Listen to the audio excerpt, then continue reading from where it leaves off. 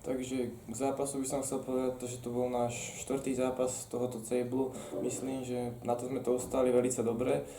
Súperi boli veľmi kvalitní, tým, že to bol jeden z našich normálnych súperov, s ktorým hrávame v našej lige, no asi nie, ale tak veľmi dobrý súper to bol a myslím, že za tento cejbl sme hrali docela obstojne.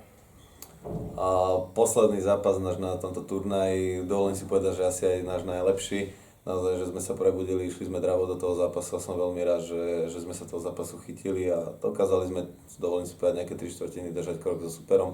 Potom prišli nejaké psychické, technické výpadky, sme sa nedokázali dotiahnuť späť a vrátiť sa späť do zápasu, ale som spokojný.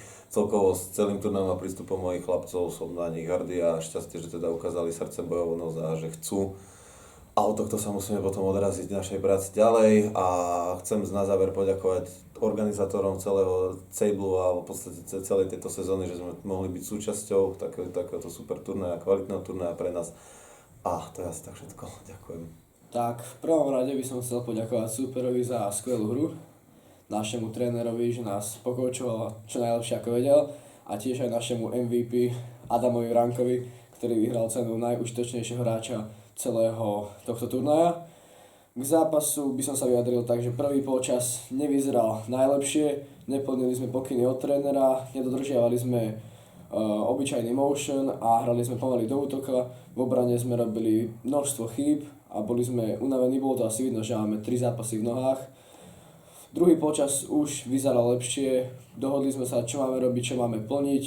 Ten útok bol rýchlejší, dávali sme koše, premieniali sme aj trojky a možno aj bolo kúsok vidno, že vlastne sme mali 3-týždňovú pauzu, lebo prvý zápas nám vôbec nevyšiel, ale z chýb sa učíme a chcem poďakovať celému týmu za skvelý výkon.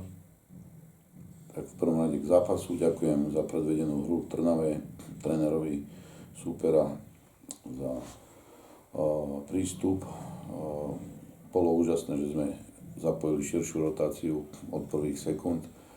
Vedeli sme, že je to pre nás zápas, ktorý, keď zvládneme, budeme nominovaní na finálový turnaj, zároveň vyhráme turnaj, ktorý organizátor pripravil a skvele zorganizoval, takže aj jemu gratulácia a vďaka. Takže toľko k zápasu. Celkovo perfektné výkony našich chlapcov, reprezentantov, splnili si to, čo mali.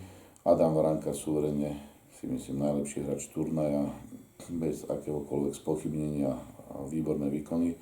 Výborné výkony celé družstvo od prvého zápasu, kde sme sa potrebovali troška rozjazdiť a pustil som otvorenú hru, kde som takticky do toho moc nevstupoval. Potrebovali sme fakt po 3-týždňovej pauze sa dostať do herného tempa, ale už v tých ďalších zápasoch sme to troška zúžili rotáciu a zahrali aj to, čo chceme hrať. Takže ďakujem chalanom, ďakujem organizátorovi a len veľké srdce na Slovensko.